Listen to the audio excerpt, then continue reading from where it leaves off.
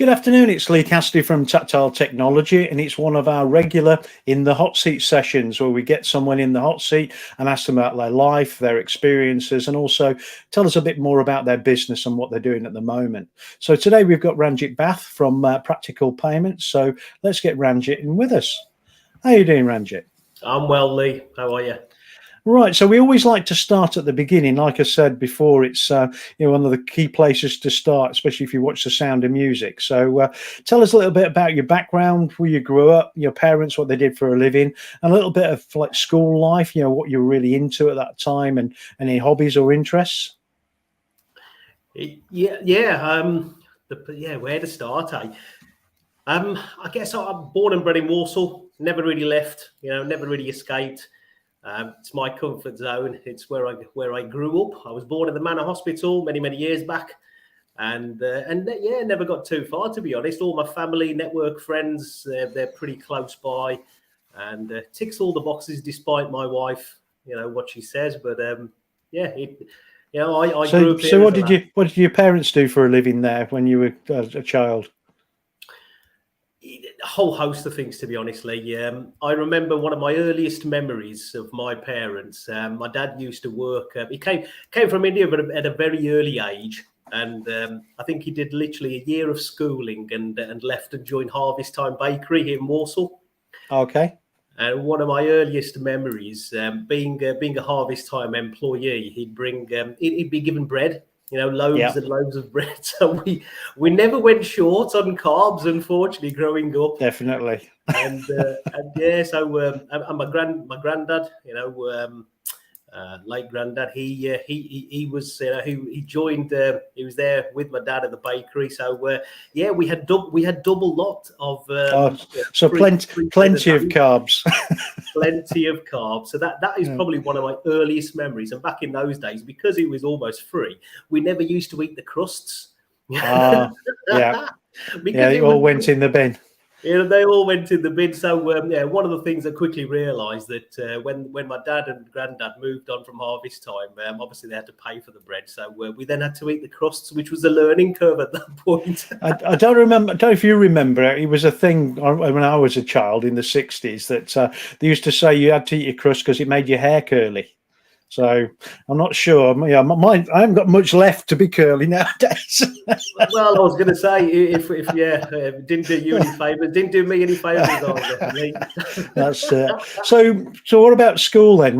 What were your favourite subjects? What did you do? Outside of school, any hobbies or anything? Yeah, schooling was. I attended a couple of different schools around Warsaw. So my earliest memories were at Allenwell School, which is still there. So I was there, I think, through kind of nursery, did a little bit of infants, and then moved to Park Hall Junior School, just up the road from where I am now. And with it, all my siblings, because I'm one of four.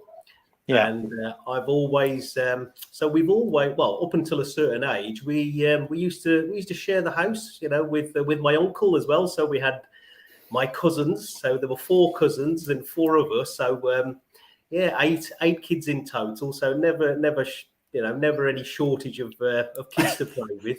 So we all kind of moved. So we went to Park Hall Junior. Which it's a great school. For whatever reason, my parents then thought, there's he's showing signs of promise here. Whether it was promise or whether we need to do something to spark that education bug, they put me into private school. So I then ended up at a private school called Hydesville, and did my junior years there. I don't think it worked, in all honesty, looking back now. But so it might mean a false investment then. Well, I'm not going to say that because I'm sure my parents would be asking for a refund for that investment. But you don't want to be getting the refund. It was interesting because I went from a very mixed environment, a very not so pushy environment to a private school environment where it was all prim and proper. You were taught not only education, but the etiquette side. So there's certain things that you could and couldn't do. It was interesting, but I do feel that you almost lived this life in a bubble. So despite what despite what my teachers tried to do in private school, I mean, I don't think I kind of overachieved or even achieved, what I was capable of doing. But I think one thing I did realise that I think I needed to leave private school, so I kind of left and joined state secondary school, which was probably one of the best things I ever did, to be honest.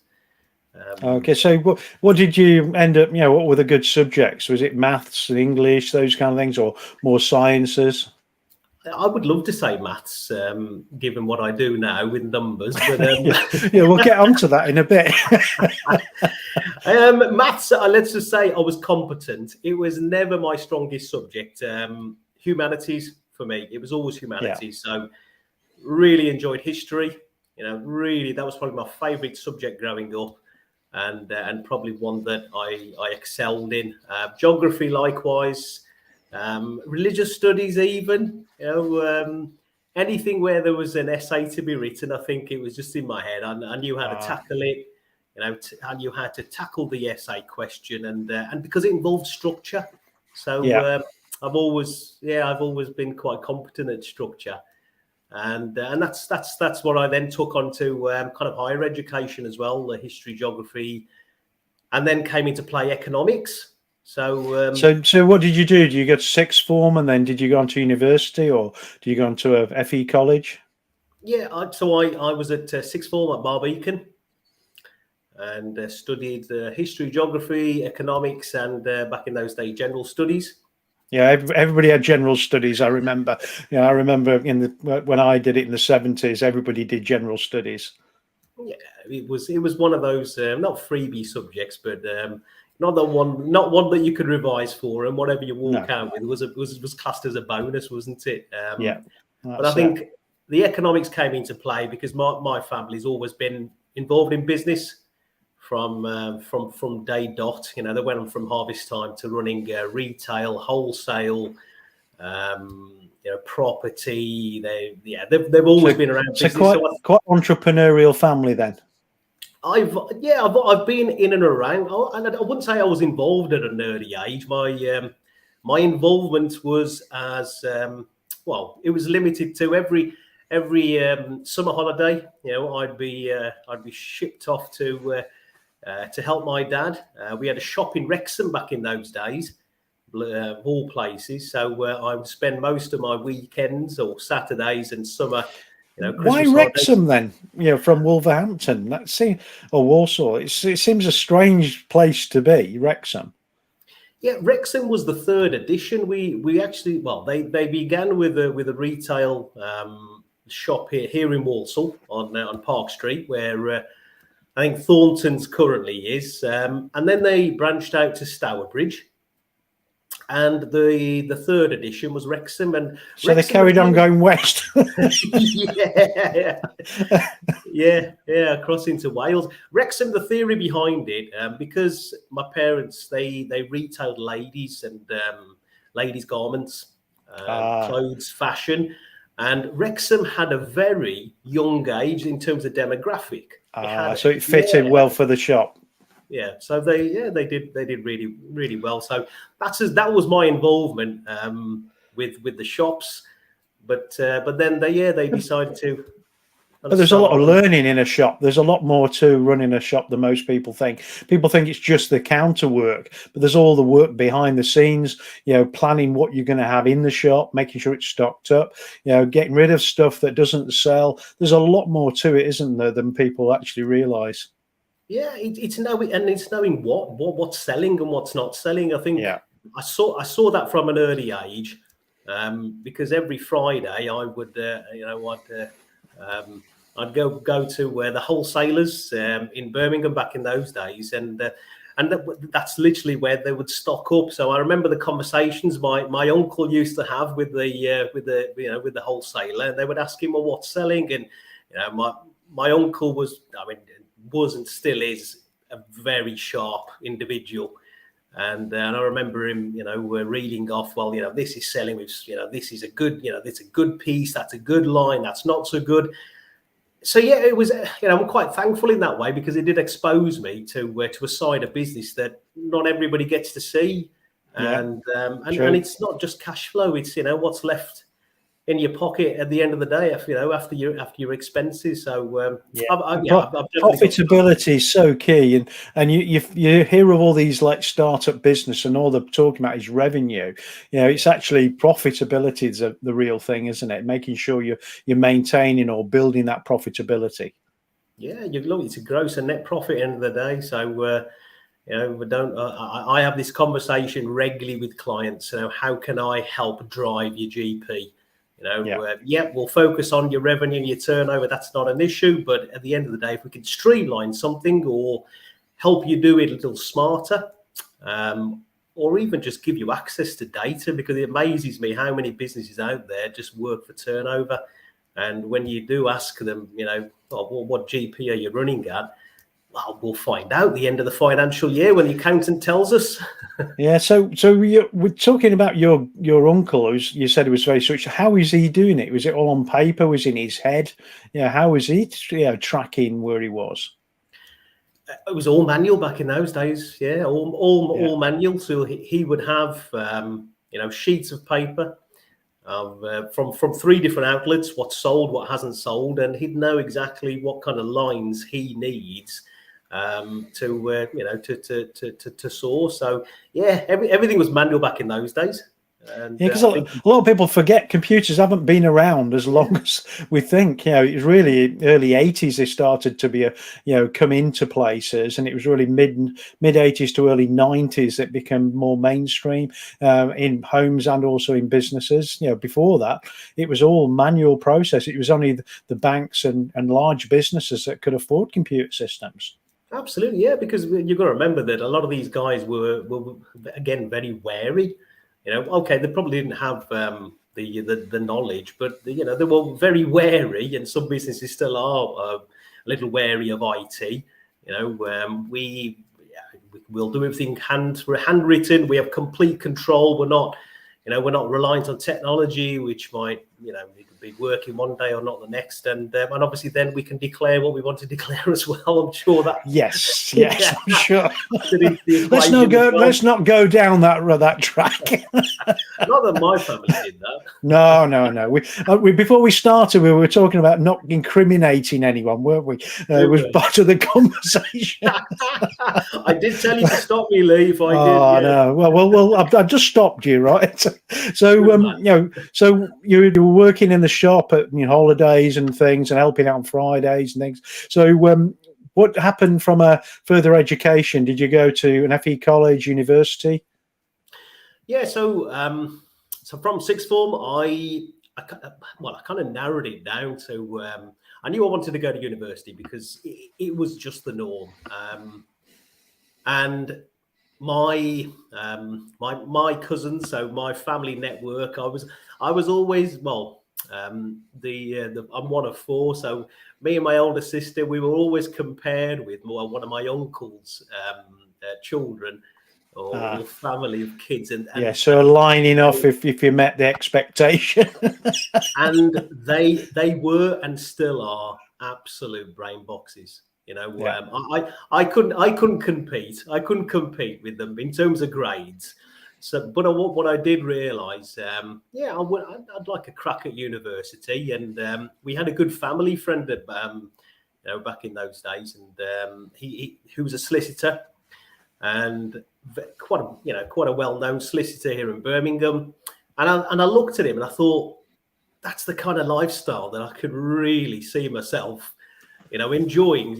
Holiday twice a year, drives a nice car, has a nice office, right opposite the law court. So you were thinking about going off to become a solicitor, were you? I did indeed. That was the aspiration. So I initially got into Coventry University to study law, and I managed about 6 months. So it didn't last very long then. I was, let's say I wasn't as I just thought I'd drop these in. You've got a bit of supporters out there looking after you. So Adam's saying good luck with things, and also you've got Martin watching and saying good luck as well. But we've got some technical issues as well because Sam's just buffering. So I'm not sure what she's doing, but that you've got a few supporters in the background keeping an eye on you. I'm glad. You can watch it back anyway. But yeah, so I mean, law, yeah, I think it worked in theory, but in practice, when I soon realised the level of commitment, effort, and everything you do in law has to be backed by a case. And it's all that referencing, isn't it? So everything that's based on a particular case that's happened, and that it must be a nightmare to do. Yeah, I mean, it was definitely challenging, and I took the easy option, in all honesty, because at that point, my family had, in fact, they'd sold the retail shops and they began to manufacture fabric in Leicester, and then go on to manufacturing garments. So they moved along the actual supply chain then from the retail end back into the production. Yeah, and so I took the decision to leave my study, leave halfway through my first year of law, and I ended up actually working in Leicester with my family on the garment side, which at that point was just taking off, and it was busy, and but yeah, then the reality of it kind of hit home. Well, doing these 12-hour shifts in a not so pleasant working environment, maybe that's not the right thing to do. So I thought to myself, well, I definitely want to go back to university, and law isn't my thing. And then I thought, well, okay, I'll incorporate my kind of family background and decided to do business studies. So I switched from law to do business studies. So I continued at Coventry University. Luckily, I completed it. Luckily, not by effort then. I think, just pure luck. It definitely resonated. I think I quickly realised that it was my comfort zone. Yeah.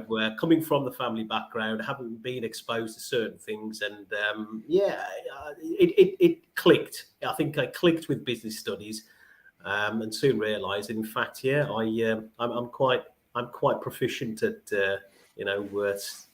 looking at a balance sheet and profit and loss, and as opposed to cases. All right. So, what was the first job after you'd qualified then and got your degree?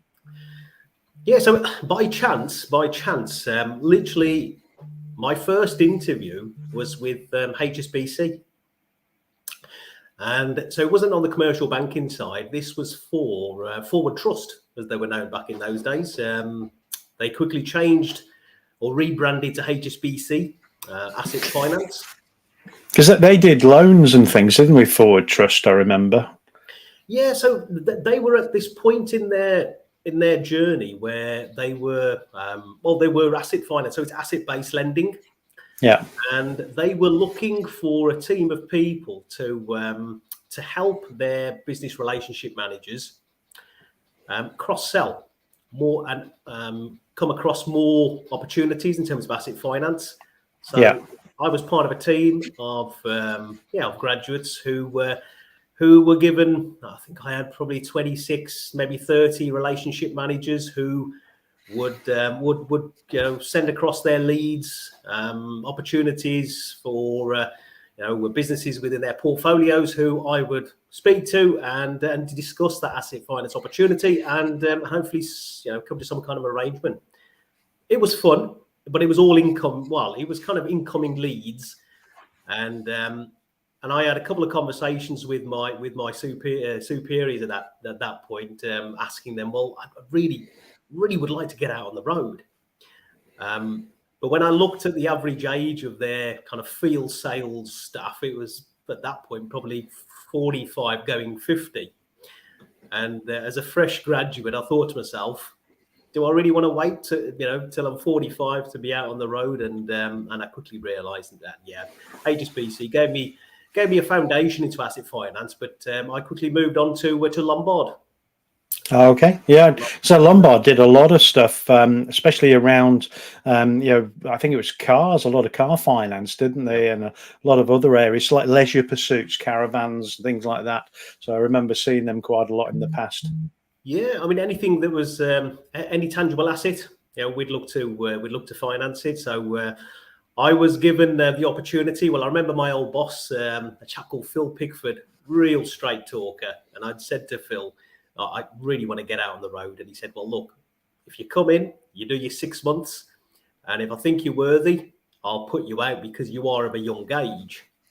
So set myself the challenge, and within 4 months, I was on the road. So why did you want to get on the road then? Was it better financially, or was it more interesting from a work perspective? Bit of both, Lee. Bit of both. Definitely financially more rewarding, but I guess what looked enticing to me was the ability to actually go out and meet businesses. Yeah. Go out, have that conversation on site, see what they're all about. What is their bread and butter? What are their capital expenditure plans? And really have a meaningful conversation in person as opposed to over the phone. I mean, over the phone, don't get me wrong, it was a great introduction, but I could see me wanting, and I wanted more in terms of relationship. So originally I was given again 23 relationship managers over in Coventry, Warwickshire, to work alongside with.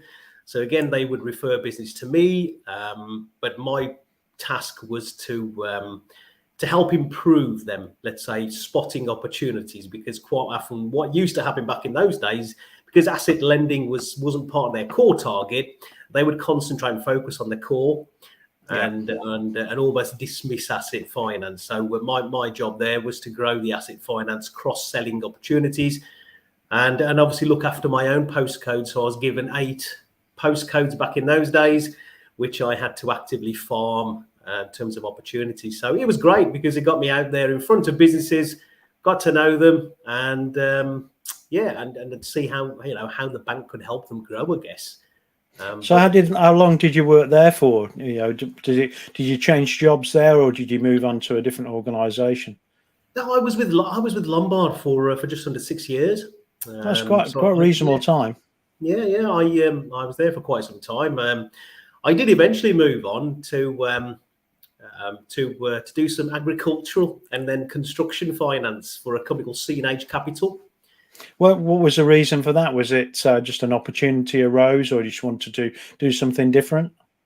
Yeah, it was again. It was natural progression back in those days. I was given 8 postcodes within Birmingham with Lombard. With C&H Capital, I was given 22 dealerships all around the UK. Yeah. So I had dealers up in Lancashire, across Yorkshire. I had North Wales. My furthest was over on the island of, it was literally on Anglesey. Yeah. So a good range to quite a journey then, travelling around all those places. Anglesey was a 3.5 hour journey there. So yeah, it was a long trip back, and quite often I was there just to see one client. So what was your mileage annually then? Is it quite large? I was in 50,000 plus. Yeah.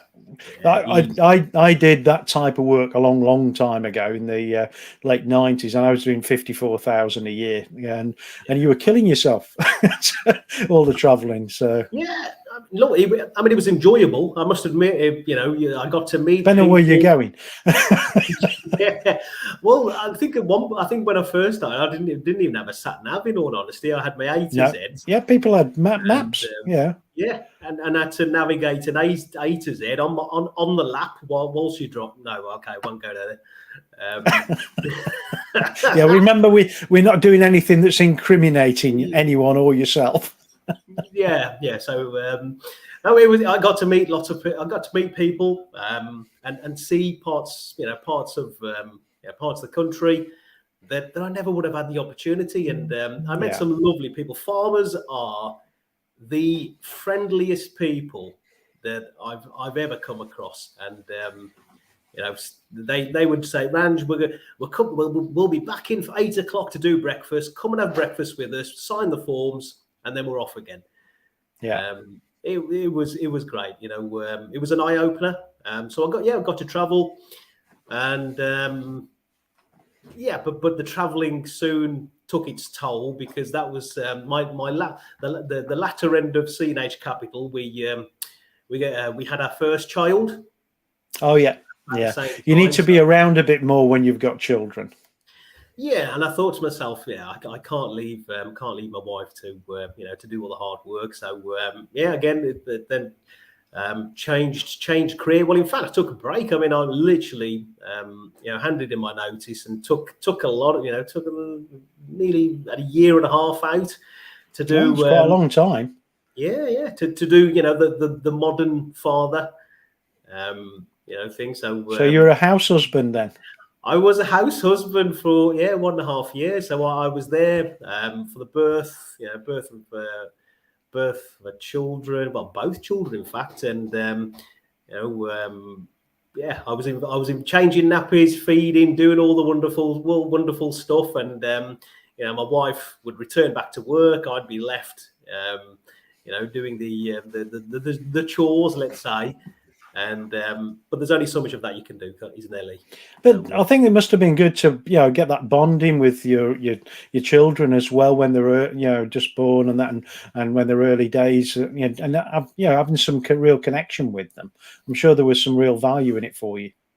Yeah, for sure. Yeah, for sure. I mean, my wife still blames me for the way they both turned out.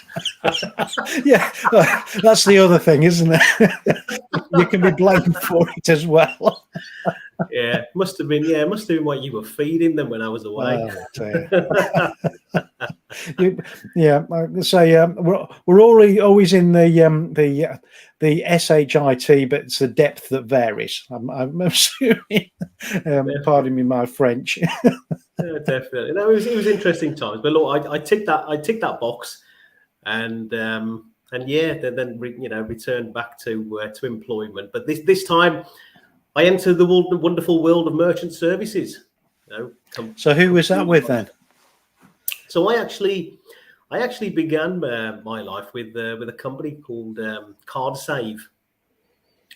Cardsave were a youngish ISO who used to introduce business to Streamline. Yeah, I remember Streamline. They don't exist anymore, do they? Streamline. No, they were bought and sold. So when RBS unfortunately got into a spot of bother, one of the conditions of that public bailout was that NatWest RBS had to sell Streamline. So it was sold to WorldPay. Oh, so it became part of the WorldPay streams then. Yeah. So and I think again I found my feet quite quickly.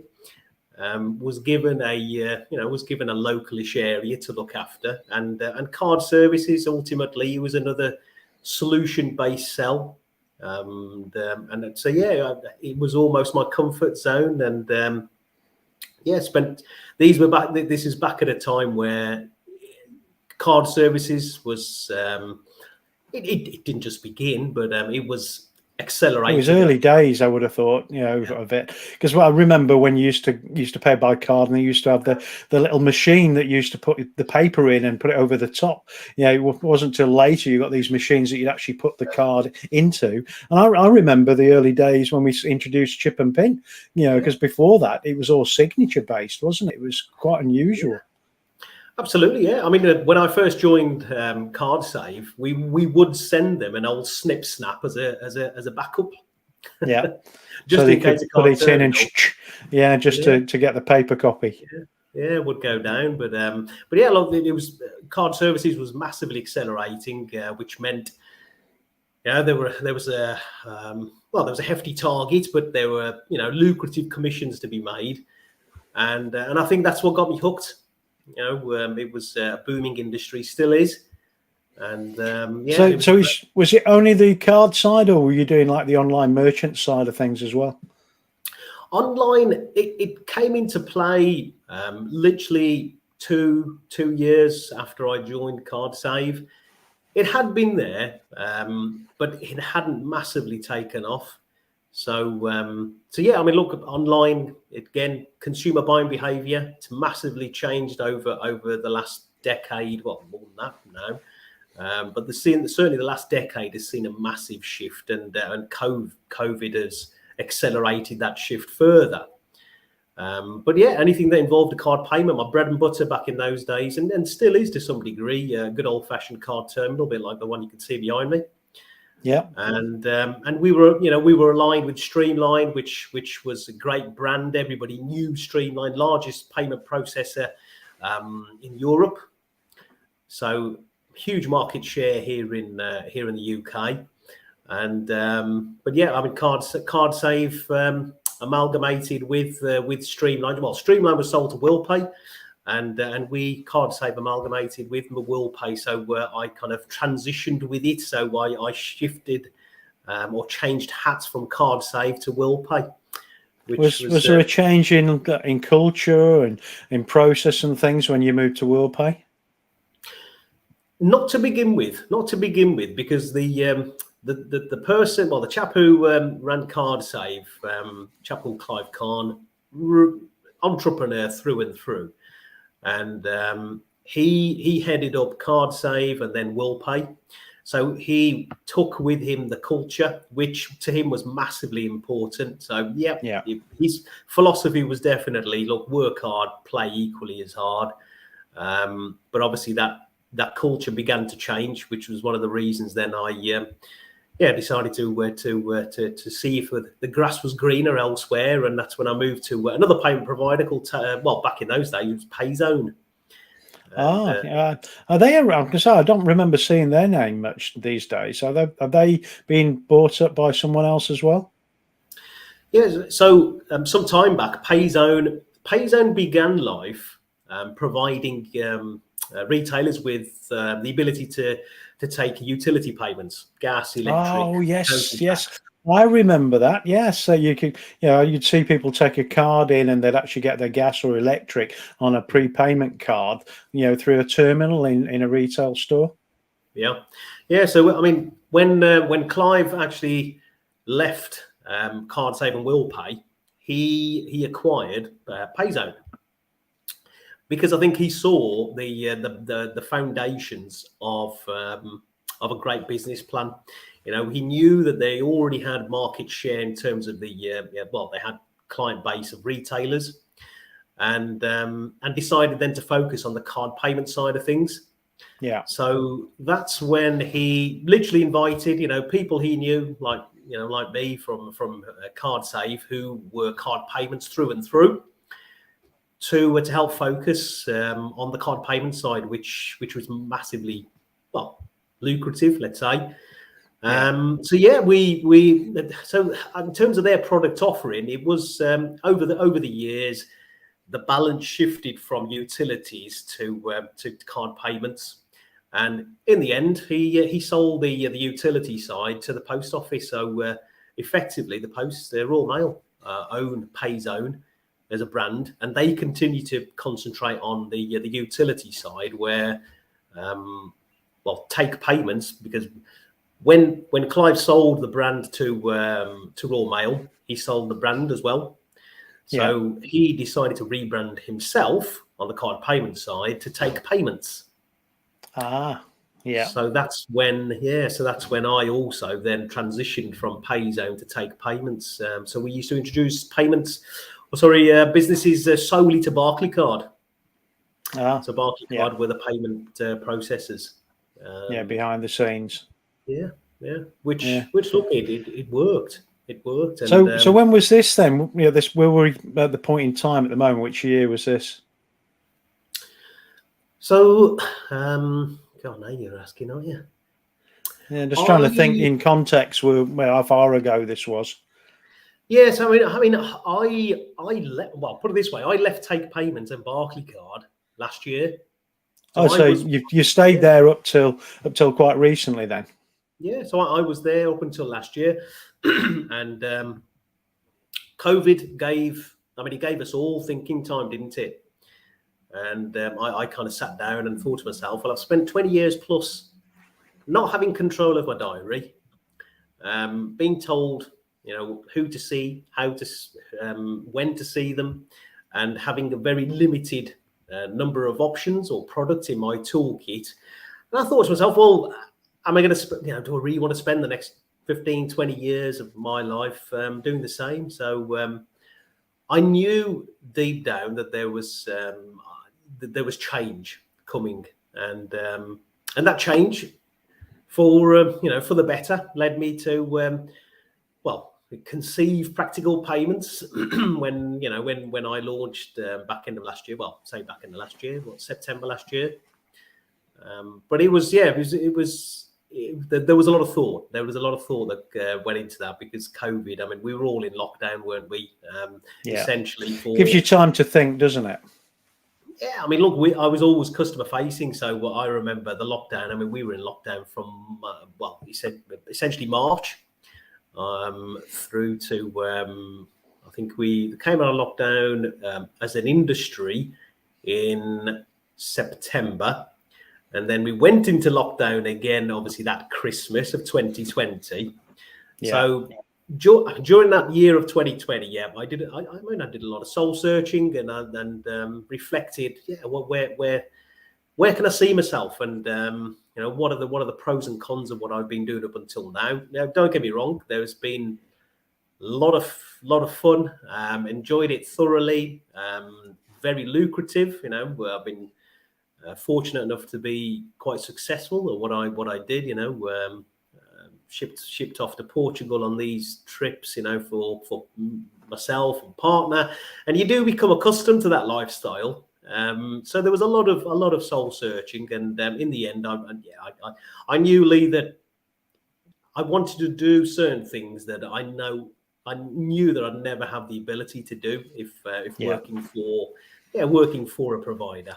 So what was the key things you wanted to do with Practical Payments that you weren't able to do, working with the other, companies you've worked for? Yeah, I would say my frustrations, first and foremost, used to be the lack of relationship. Ultimately, we were paid to go in, consult with a business owner, provide them with a solution, and close them, and that's it. Unfortunately, when I used to receive calls from people that you've met face to face, some of them friends, some of them even family, and they would say, "Ranj, we've got something that needs resolving. We've spoken to customer support. They were meant to call us back. That was 3-4 days ago. The terminal is still down." And do you think this is because the businesses that are supplying these services are so large? I think that's part of the problem. That certainly is part of the problem. I think within our industry doesn't do itself, or hasn't done itself, any favors, because we will historically work on rolling contracts and rolling agreements. Knowing that you have somebody in a rolling agreement, I mean, if you've sustained that level of income for the foreseeable future, you can imagine your focus. You don't always have to put the effort in, do you? Yeah. Is that focus going to be on customer support, resolving issues? And look, I can be a cynic at times, and I would hazard a guess that many of my employees would say, well, they're in contract. We'll resolve to the best of our abilities. We know they're there, and they're not really going anywhere. So that used to be one of my frustrations. I mean, I used to ring customer services and support and say, guys, you really need to resolve this. And they would tell me politely, Ranj, don't get involved. It's nothing to do with you. Leave that to us. Ask them to phone us directly. And it used to frustrate me. So, I mean, that was one of the biggest frustrations, not being able to get involved and resolve these issues. Diary for me was a big one. Not being in control of my diary. I used to look after an area which kind of began in Staffordshire, took me up to Cheshire, across kind of again North Wales into Shropshire, and I was doing 4 or 5 of these appointments daily. So I'd leave the home at quite often 7:30, and then rock up at 7:30 in the evening. So it's a long I knew day. it was, and I mean, quite often it was 4.5 hours just drive time. So it was dead time as far as I'm concerned. So yeah, I mean as the years wore on, that the novelty factor of traveling soon wore off, and having the control of my over my own diary, and I thought to myself, well, I haven't looked after my local area for years, I had to think back to my original Lombard days, when I looked after the West Midlands. So that was another factor. Choice and options was a huge driver for me, because quite often my task would be to create a wish list, detail what the business or the client needs, and there'd be five things on there, key criteria. I knew that I only had 4 or 5 options in my toolkit, and I knew I'd have to sell them. It's going to be a compromise always then. Yeah. So it was focusing on the pros, not so much on the cons, but deep down knowing that you hadn't ticked all the boxes. Yeah. But again, look, when you're commission driven, at the end of the day, it's you do. Your thoughts are more about what you can get from the business perspective, not from the customer's perspective. So it does drive behaviour, doesn't it? Definitely. And then there weren't behaviours which, when you reflect back on, they weren't great behaviours. So, but yeah, it was choice. So when now, look, I've got many tools in my toolkit. Can spend the time, be very bespoke about what I do, and more importantly, choose where to place that business. Because in the past, I've only ever worked for a single bank or merchant bank, whereas now I wear 11 different hats. Okay. So tell us a bit more about what the customer would get dealing with you, rather than going off to speak to these individual merchants themselves. I guess the key thing is time. 9 times out of 10, Lee, when I have these conversations with businesses, it's usually we don't have the time. We don't have the time to review. We don't have the time to assess. We don't have the time to have these conversations. We have a facility. It's ticking the boxes. It's fit for purpose. But we just don't have time to engage and have a look what the market. And they just tend to go with what they've got and not change it because of that. For sure, yeah. It's sad as it is. I mean, I completely get that now. Being an independent business, time is precious. So what I now bring to the table is choice. So for my clients to engage with 10, 11 different merchant banks, it would take them weeks, if not months, for them to engage, receive back product offerings, compare them like for like, understand all the T's and C's. I facilitate that in a single 20-minute discovery call. And save them that time. So all of a sudden, time isn't a factor, which is huge. And knowing what's available on the marketplace, because merchant banking, unfortunately, it all runs on that on the basic notion of risk versus reward. And if merchant banks do perceive a level of risk, they want a greater reward. So it's knowing who to place that business with quite often. And it can be quite a large amount of your revenue as well that goes to these people through merchant services, can't it? It can be a fairly meaty transaction, especially if you've got low margins in what you're selling. If it's an extra 1 or 2% above a potential merchant, rather than using the one you're with at the moment, that 2 or 3% can make a big difference, can't it, on your bottom line? Yeah, it's retaining more of your hard-earned margin, and some businesses, it can often be a quick fix.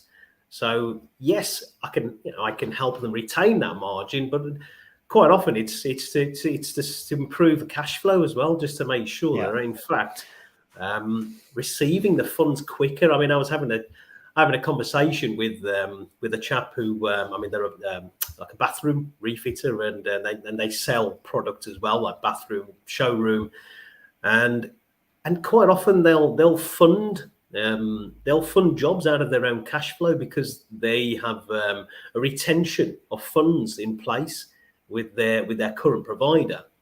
And I was trying to educate this chap. I said, "Oh, it's nothing to do with you as a business. You know, you're established, you're second generation of what you do, so you've been doing this long enough. It's just unfortunate that merchant banks, or some merchant banks, do perceive you as high risk." Yeah. So my job is to understand what it is you do, and provide an accurate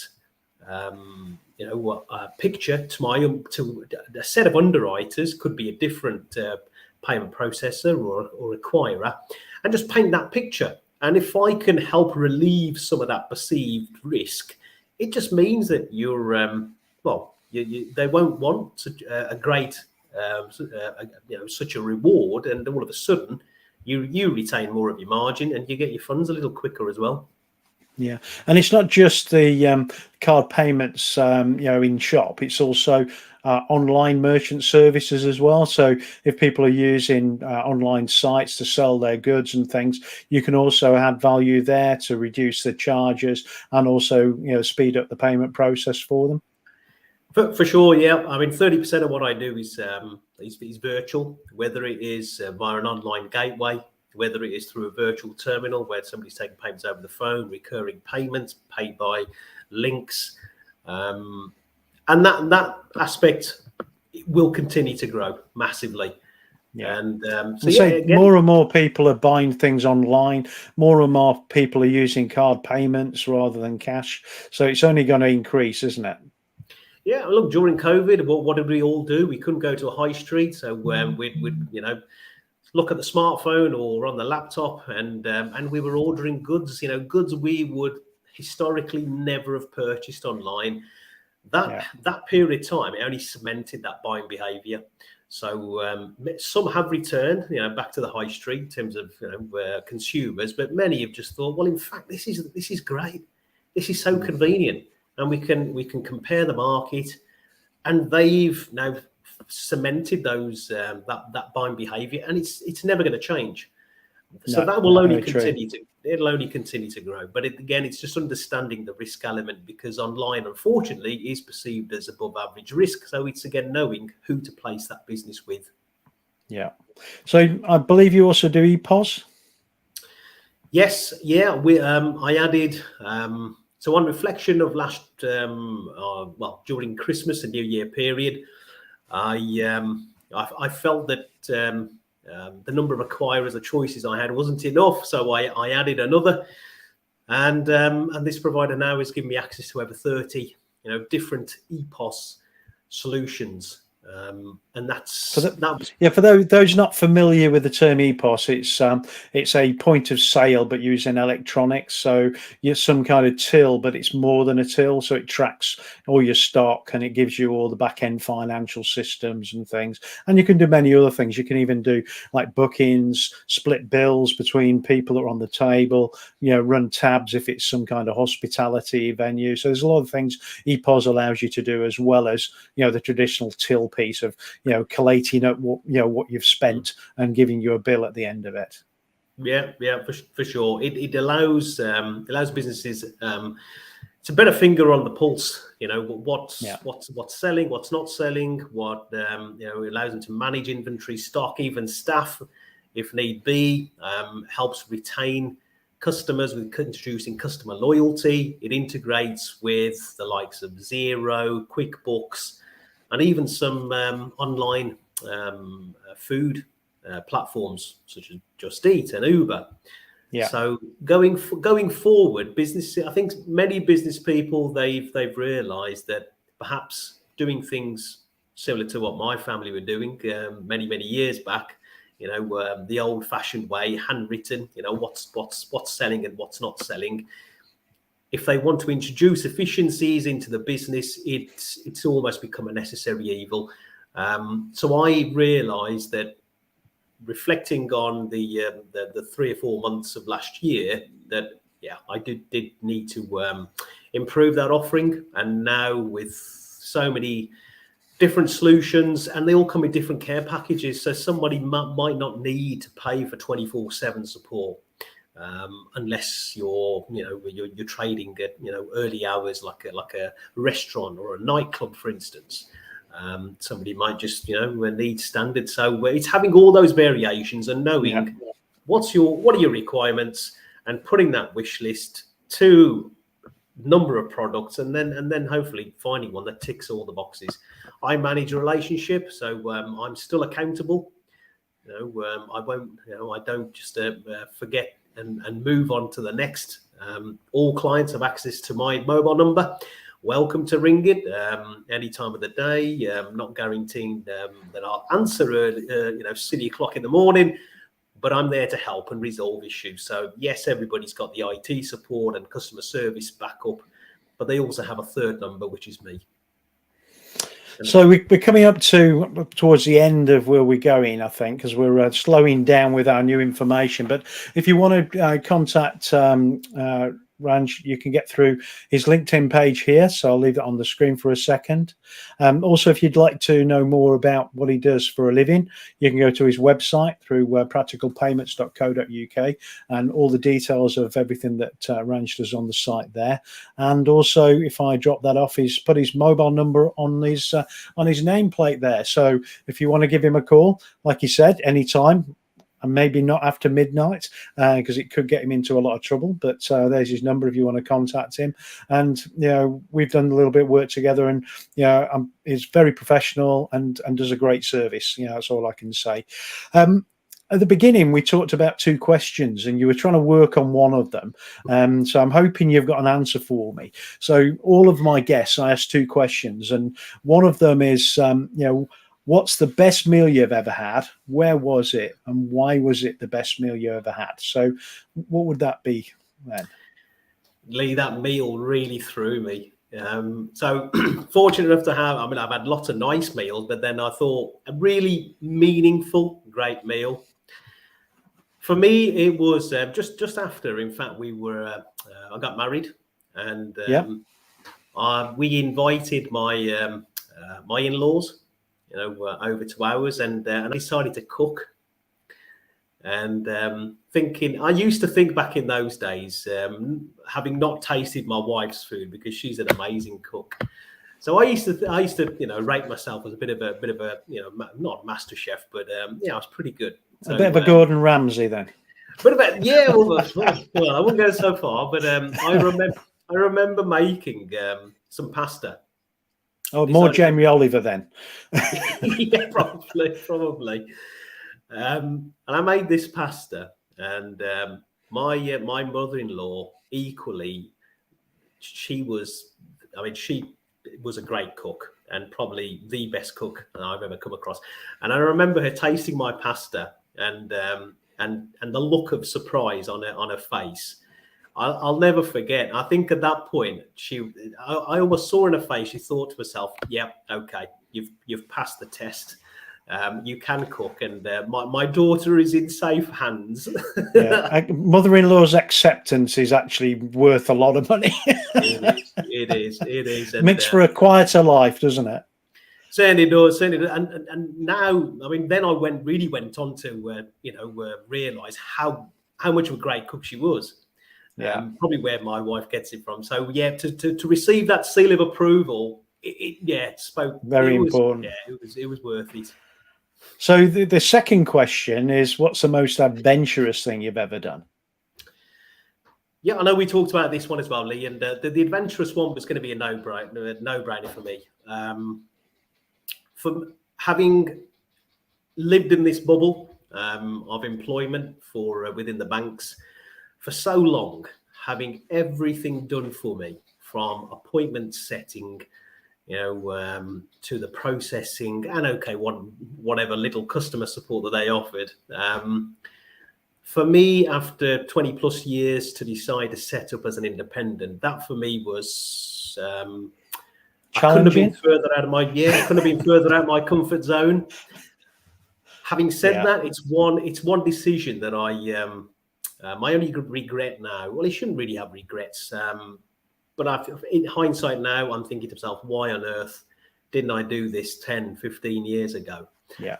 But things happen for a reason. Completely get that. I certainly wouldn't be the person that I am if I hadn't done my time there. So, but yeah, this has been an adventure and will continue to be an adventure, because I'm learning things that I didn't have access to. So spinning plates that I've never had to spin before, but it's really enjoyable. And what makes that even more enjoyable if I get to do with the likes of people like you. So yeah, it's it has been the biggest challenge, but. So you're not the first to say it. And so we had Mike Dingley from Black and Gold Estate Agents, and he said that the most adventurous thing was starting his own business, because he didn't realize how much was done for him before, the places he worked before. When you step out, we did have somebody talk about they went jet skiing and there were sharks. It is a bit like jet skiing with sharks, isn't it? Starting your own business, you don't know really where the dangers are. You've got no idea about the direction you're going. It's a real challenge to start with, but we all find our feet eventually, and hopefully the business survives and then grows after a while. Because kicking off, you've got no idea what's going to happen, because you've got no customers on day one, you've got no income, no nothing. It's only those following days that you can actually get the business going and start generating some income, and hopefully you thrive going forward. So I'm glad that things have really worked out for you. But again, we can always do with more business. So if anybody's interested in looking at what you can get through Practical Payments, I'll put the website back up, practicalpayments.co.uk. But thanks ever so much for joining me today. It's been a pleasure having you join me. Each time of these things, I learn so much about people, and it's all about understanding people's lives and their experiences, and it's really that's what molds us into the people we are, the experiences we have in our life. And commonly it's the bad experiences that actually mold us the most. They make us the better people from the difficulties we've been through and challenges we've had to overcome. So, it's quite interesting to see, where you've been and how it's gone. If you could hang on afterwards when we shut down things, and then we can have a quick chat, like a little debrief, because I'm a military guy, so you have to have a debrief after things, and we'll have a chat how the experience has gone for you. But thanks ever so much for joining us today. And thanks for all of our guests joining us in the background. We did have a couple of comments coming in, so I think we had one here. So Martin Jeffers said well done to both of us. I'm not sure why he's saying well done to me. I've been doing this for nearly 2 years, so I'm quite okay doing it. It's dropping the other people into the hot seats the issue. But thanks ever so much. I think it means well done for putting up with me. Is that it? I'm sure there was a reason. But for everybody else, we don't have a hot seat for 2 weeks now. So it's a week next Tuesday. We've got a guy called Nick Hurd from Moo Design. So he's a designer that works out of Leamington Spa. So join me at 2:00 on Tuesday, the 26th of April, for the next In the Hot Seat. I'm having a bit of a break for the Easter. I've also got my SME Sec still running. We did a bit of an update today on Cyber Essentials, so we're continuing through a few things. We will be doing a couple of refreshers on stuff we've done over the last 3 weeks, and then we'll start onto new subjects after Easter, because we've got quite a lot we want to cover at that point onwards. But please join me 12:30 to 12:45 to talk about security in plain English, not Klingon. All right, but thanks ever so much, and thank you again for joining us, Ranj, and I'll speak to you in a few seconds. You're welcome. See you later. Bye.